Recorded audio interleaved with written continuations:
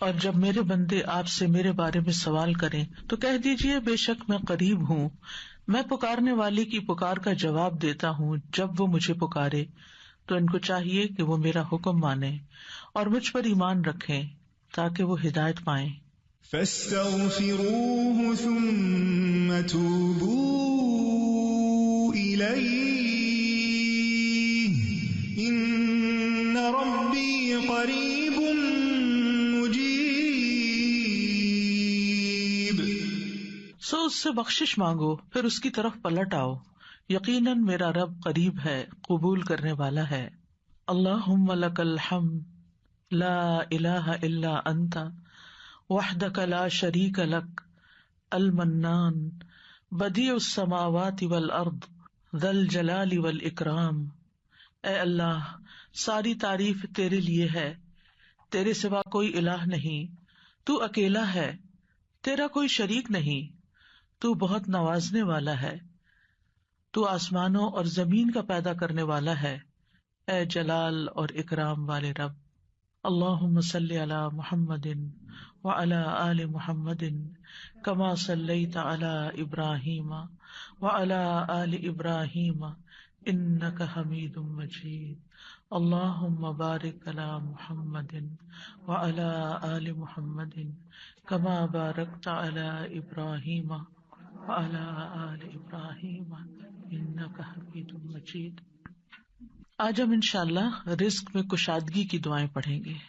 اللہ تعالیٰ نے انسان کو پیدا کیا اور پیدا کرنے کے بعد یوں ہی چھوڑ نہیں دیا، بلکہ انسانوں کی ضروریات بھی پوری کی، انہیں رزق عطا کیا، انہیں زندگی بسر کرنے کے اسباب بھی فراہم کیے. سورۃ الروم میں اللہ تعالیٰ فرماتے ہیں اللہ الذی خلقکم ثم رزقکم ثم یمیتکم ثم یحییکم هل من شرکائکم من یفعل من ذلکم من شیء سبحانہ وتعالی عما یشرکون. اللہ وہ ہے جس نے تمہیں پیدا کیا ہے، پھر تمہیں رزق دیا ہے، پھر وہی تمہیں موت دے گا، پھر وہی تمہیں زندہ کرے گا.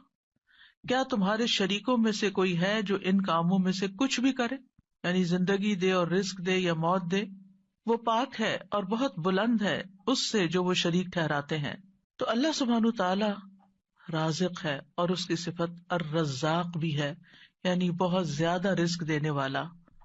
اس نے آسمان و زمین کی تخلیق کے وقت ہی زمین کے اندر معیشت اور رزق کے وہ سارے سامان رکھ دیے تھے جس کی زمین والوں کو ضرورت تھی. یعنی جب اللہ تعالیٰ نے زمین کو پیدا کیا تو صرف اس پلانٹ کو نہیں پیدا کیا بلکہ اس کے اندر اسباب رزق بھی پیدا کر دیے، اور جتنی بھی مخلوقات پیدا کی جو ان گنت ہیں، ہم گن نہیں سکتے. یعنی انسان تو انسانوں کے علاوہ جنات، پھر حیوانات، چرند پرند درندے، چیونٹیاں، کیڑے مکوڑے، سمندر کی مخلوقات جو ان گنت ہیں، جن کی صرف اقسام ہی ان گنت ہیں. تو صرف ان کو پیدا نہیں کیا بلکہ ان سب کے رزق کی جو ضروریات تھی وہ بھی زمین کے اندر رکھ دی. اور پھر آپ دیکھیے کب سے یہ زمین بنی ہے اور کب سے اس پر حیوانات موجود ہیں، اور وہ ہر روز کھا رہے ہیں، پی رہے ہیں، اپنی ضروریات پوری کر رہے ہیں.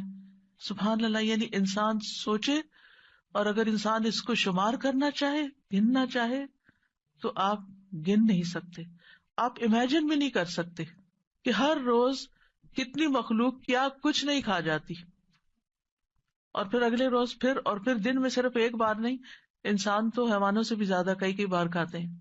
اور اللہ تعالیٰ دے رہا ہے اور دے رہا ہے اور دے رہا ہے، ہزاروں سال سے یہ سلسلہ چل رہا ہے. اور وہ سارے اسباب معیشت زمین کے اندر ہیں. یعنی ایسا نہیں کہ وہ کچھ کھا لیے تو پھر ختم ہو گئے، جیسے آپ اپنی فریج میں سے کچھ نکال لیں تو پھر دوبارہ تو وہ نہیں ملے گا جو آپ نے نکال لیا. لیکن اللہ کی زمین کے اندر جو کچھ ہے وہ آپ نکالتے جا رہے ہیں، اور پھر اللہ تعالیٰ دوبارہ ان میں سے پیدا کرتا چلا جا رہا ہے. نہیں ایک ٹری جو آج ہمیں نظر آتا ہے، معلوم نہیں اس کے پیچھے کتنی ہی چین ہے ٹریز کی کہ جن کا یہ بچہ ہے جو آج ہمیں نظر آ رہا ہے. تو یہ اللہ سبحانہ تعالیٰ ہی کی قدرت ہے اور اس کی طاقت ہے اور اس کی پلاننگ ہے. اسی لیے ہم جب رب کا لفظ استعمال کرتے ہیں تو ہم کیا کہتے ہیں؟ خالق، پیدا اس نے کیا، مالک بھی وہی، مدبر بھی وہی، رازق بھی وہی. یعنی رب کے اندر رازق کا لفظ بھی آتا ہے، یعنی اللہ تعالیٰ کی صفت رزق بھی آتی ہے. اس نے صرف پیدا نہیں کیا، صرف وہ مالک ہی نہیں ان چیزوں کا، بلکہ ان کی پلاننگ بھی کرتا، مدبر ہے. اور پھر اس کے ساتھ ساتھ اس نے ان سب کے رزق کا بھی اہتمام کیا. اور رزق تو ایک چیز ہے، اور بھی تمام ضروریات کا اہتمام کیا ہے. سورۃ ہود میں آتا ہے وَمَا مِن دَابَّةٍ فِي الْأَرْضِ إِلَّا عَلَى اللَّهِ رِزْقُهَا، زمین میں چلنے والا کوئی جاندار ایسا نہیں مگر اس کا رزق اللہ ہی کے ذمے ہے. وہ پرندوں کو ان کے گھونسلوں میں، درندوں کو ان کی گھات میں، مچھلیوں کو سمندر کی تہہ میں، چیونٹیوں کو ان کے بلوں میں رزق فراہم کر رہا ہے. اور رزق کا مالک بھی صرف وہی ہے. سب کچھ اس کے ہاتھ میں ہے، سب کچھ اس کے اختیار میں ہے. وہ جس کے لیے چاہتا ہے رزق کشادہ کر دیتا ہے، اور جس کو چاہتا ہے نپا تلا دیتا ہے، جس کے لیے چاہتا ہے تنگ کر دیتا ہے. ان اللہ یرزق من یشاء بغیر حساب. لیکن بندوں کے لیے حکم کیا ہے کہ وہ نکلیں، رزق کی تلاش کریں، اللہ سے رزق طلب کریں. فابتغوا عند اللہ الرزق واعبدوہ، سو تم اللہ ہی کے ہاں رزق تلاش کرو اور اسی کی عبادت کرو. حیوانات رزق کی تلاش میں نکلتے ہیں، پرندے اپنے گھونسلوں سے نکلتے ہیں، چیونٹیاں بلوں سے نکلتی ہیں، اور اسی طرح باقی مخلوقات بھی اپنے رزق کی تلاش میں سارا دن مارے مارے پھرتی ہے. صبح خالی پیٹ نکلتے ہیں اپنے گھونسلوں سے پرندے، اور رات کو پیٹ بھرے واپس لوٹتے ہیں. لیکن پیٹ بھرنے کے لیے ان کو محنت کرنی پڑتی ہے اور کوشش اور بھاگ دوڑ کرنی پڑتی ہے، جو وہ سارے کر رہے ہوتے ہیں. تو انسان کے لیے بھی لازم کیا ہے کہ اللہ کو الرازق سمجھتے ہوئے اس کے ساتھ ساتھ کوشش کرے، محنت کرے، بھاگ دوڑ کرے، اور پھر اس کے بعد اس کی عبادت کے لیے بھی وقت نکالے. پرندوں کی تو تسبیح کافی ہے، لیکن انسان کو عبادت کے مختلف طریقے سکھائے گئے ہیں. اس سلسلے میں آج کی دعا سورۃ المائدہ میں اللہ تعالیٰ فرماتے ہیں قال عيسى ابن مريم اللهم ربنا أنزل علينا مائدة من السماء تكون لنا عيدا لأولنا وآخرنا وآية منك وارزقنا وأنت خير الرازقين. عیسیٰ ابن مریم نے کہا اے اللہ، اے ہمارے رب، تو ہم پر آسمان سے ایک خوان اتار جو ہمارے پہلوں اور پچھلوں کے لیے عید ہو جائے، اور تیری طرف سے ایک نشانی ہو، اور ہمیں رزق عطا فرما، اور تو سب سے بہترین رازق ہے. اس آیت میں عیسیٰ علیہ السلام کے زمانے میں ایک خاص واقعے کی طرف اشارہ ہے.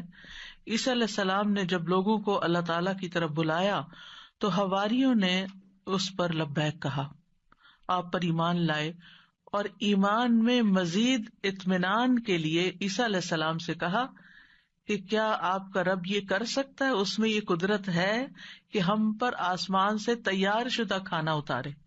یعنی ویسے تو اللہ تعالیٰ زمین سے رزق دے ہی رہا ہے، تو ہم چاہتے ہیں کہ وہ آسمان سے ہمارے لیے کھانے کے لیے ریڈی ٹو ایٹ ہمارے لیے ایک خوان اتارے، یعنی پورا دسترخوان نیچے آئے. تو عیسیٰ علیہ السلام نے انہیں اس مطالبے سے روکا اور اللہ سے ڈرایا، کیونکہ یہ ایک طرح کا معجزہ تھا، اور معجزہ طلب کرنے کے بعد اگر کوئی شخص اللہ تعالیٰ کی بات نہیں مانتا تو پھر اس کی سزا بہت سخت ہے. لیکن حواریوں نے اپنے مطالبے کی 3 وجوہات بتائیں کہ ہم کیوں چاہتے ہیں کہ ہمارے ساتھ ایسا ہو. ایک یہ کہ ہم فکر معاش سے آزاد ہو کر، یکسو ہو کر اللہ کی عبادت کریں. دوسرے یہ کہ ہمیں یقین حاصل ہو جائے کہ آپ جو کچھ ہمیں کہہ رہے ہیں کہ یہ اللہ کی طرف سے ہے، وہ بالکل سچ ہے، حقیقت ہے، اور اللہ واقعی ہر چیز پر قدرت رکھتا ہے. اور تیسرے یہ کہ جب وہ دسترخوان نازل ہو تو پھر ہم سب خوش ہو جائیں. ظاہر ہے کہ اللہ کی طرف سے جو کھانا آئے گا تو اس کا تو پھر کیا ہی لطف ہوگا اور کیا ہی اس کا حساب ہوگا. تو ہم اس دن کو پھر خوشی کا دن بنا لیں، ہماری عید کا دن بن جائے، اور پھر ہم آئندہ بھی اس دن کو یاد رکھتے ہوئے ہر سال عید منایا کریں. جب ان کا یہ مطالبہ سنا تو عیسیٰ علیہ السلام نے نہایت عاجزی کے ساتھ اللہ رب العزت سے دعا کی، لوگوں کا یہ مطالبہ اللہ تعالیٰ کے سامنے پیش کر دیا، اور اللہ تعالیٰ سے دعا کی کہ لوگوں کو غیب سے رزق عطا فرمائے جو ان کے اگلوں اور پچھلوں کے لیے ایک یادگار خوشی کا دن بن جائے، اور یہ ایسا معجزہ ہو کہ لوگ اپنی آنکھوں سے دیکھ لیں کہ کس طرح آسمان سے اترا، یعنی وہ زمین کے رزق سے پھر مختلف چیز ہو، کیونکہ زمین کا رزق تو سب اپنی آنکھوں سے دیکھتے ہیں، جو کچھ زمین پیدا کرتی ہے اور جو سمندر سے اور مختلف سورسز سے ہمیں رزق حاصل ہوتا ہے، لیکن یہ جو آسمان کا رزق ہے obviously یہ زمین کے رزق سے مختلف ہوگا، تو اس سے ہمارا ایمان بڑھ جائے گا۔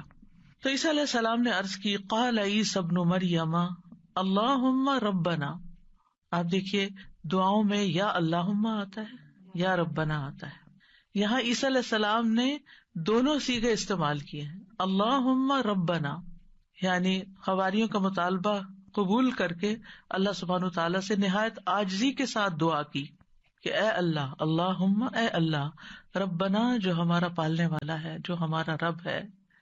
اور اس سے یہ بھی ظاہر ہوتا ہے کہ عیسیٰ علیہ السلام اپنے آپ کو نہ اللہ سمجھتے تھے، نہ اللہ کا بیٹا، اور نہ ہی رب سمجھتے تھے، بلکہ وہ اللہ سبحانہ تعالیٰ کو یا اللہ اور یا رب کہہ کے پکار رہے تھے۔ تو اس سے کیا ظاہر ہوتا ہے کہ وہ خود رب نہیں تھے، اور نہ ہی وہ اس کے قائل تھے، اور نہ ہی وہ کسی چیز میں اپنا کوئی اختیار سمجھتے تھے۔ اور پھر یہ بھی دیکھیے کہ حواریوں نے عیسیٰ علیہ السلام سے یہ کیوں کہا کہ آپ دعا کریں؟ اگر وہ انہی کو رب مانتے ہوتے تو انہی سے مانگ لیتے۔ تو ان سے جب انہوں نے یہ کہا تو اس سے یہ پتا چلتا ہے کہ عیسیٰ علیہ السلام کے ماننے والوں کے ذہن میں کہیں دور پار بھی یہ خیال نہیں تھا کہ عیسیٰ علیہ السلام اللہ کا کوئی حصہ ہے نعوذ باللہ، یا کوئی بیٹے ہیں، یا کسی بھی طرح الوہیت کا کوئی مقام رکھتے ہیں۔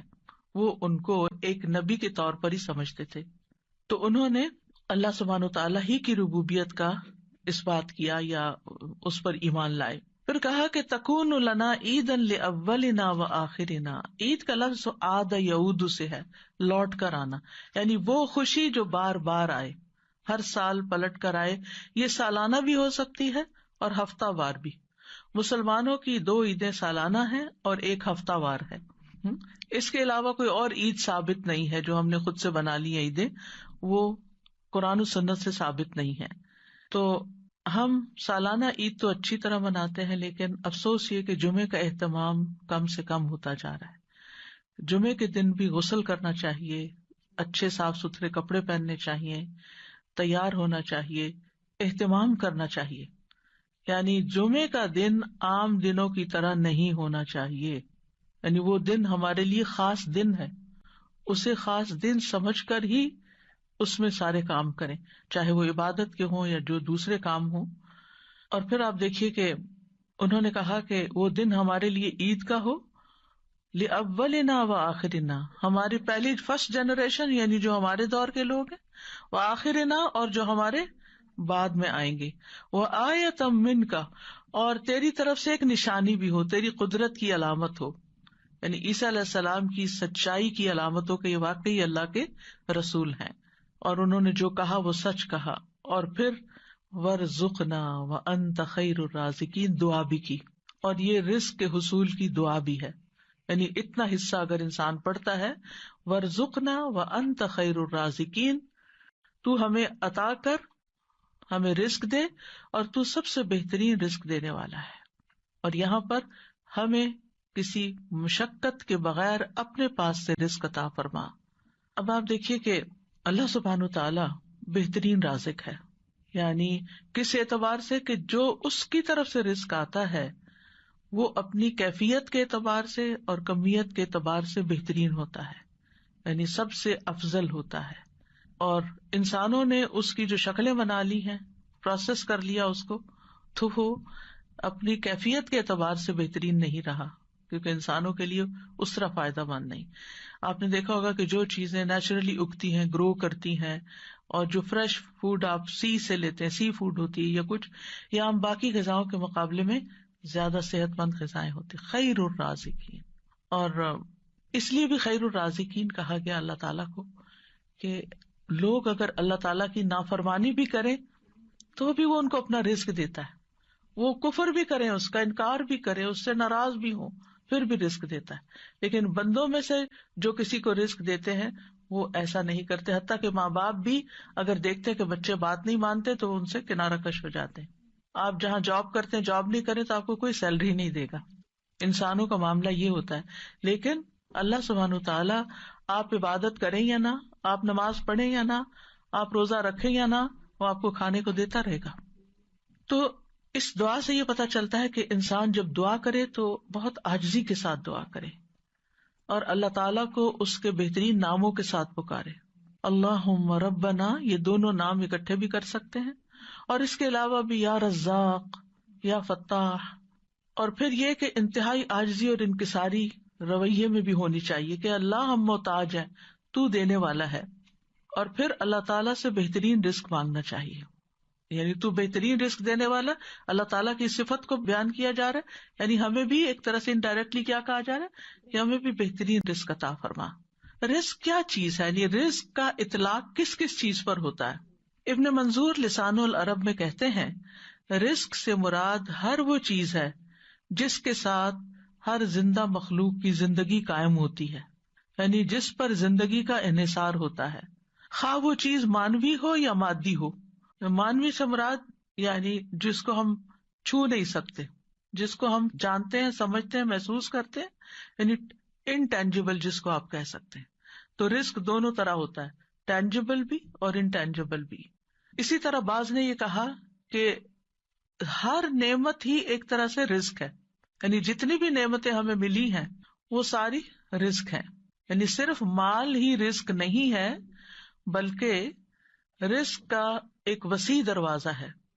ہر وہ چیز جو اللہ تعالی بندوں پر نعمتوں کی صورت میں انعام فرماتا ہے، جیسے مال، اولاد، ہسبینڈ، اہل و عیال، ماں باپ، پھر اسی طرح صحت، محبت، قبولیت، یہ ساری چیزیں رزق کہلاتی ہیں.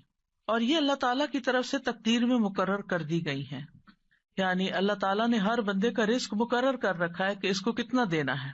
تو انسان کے لیے پھر کیا لازم ہے کہ اللہ جب دے تو پھر انسان شکر ادا کرے. جیسے اوپر میں نے ذکر کیا کہ حصی اور مانوی دونوں اعتبار سے جو نعمتیں ہمیں ملی ہیں وہ رزق ہے، تو محبت بھی ایک رزق ہے. حضرت عائشہ کہتی ہیں میں نے نبی صلی اللہ علیہ وسلم کی ازواج میں سے کسی پر رشک نہیں کیا سوائے خدیجہ رضی اللہ عنہا کے، اور میں نے حضرت خدیجہ کو نہیں دیکھا، یعنی ان کو زمانہ نہیں پایا. وہ فرماتی ہے کہ رسول اللہ صلی اللہ علیہ وسلم جب بکری ذبح کرتے تو آپ فرماتے کہ اس کا گوشت خدیجہ کی سہیلیوں کو بھیج دو. وہ کہتی ہے کہ ایک دن میں غصے میں آ گئی. میں نے کہا آپ ہر وقت خدیجہ خدیجہ کرتے ہیں اور اس کی سہیلیوں تک کا خیال رکھتے ہیں. تو رسول اللہ صلی اللہ علیہ وسلم نے فرمایا انی قد رزقت حبھا، مجھے خدیجہ کی محبت عطا کی گئی ہے، یعنی اللہ نے میرے دل میں اس کی محبت ڈالی. انسان کسی کو مرنے کے بعد صرف محبت کی وجہ سے یاد رکھ سکتا ہے کہ جس کے ساتھ آپ کا کوئی قلبی تعلق ہو، اور یہ بھی اللہ دلوں میں ڈالتا ہے.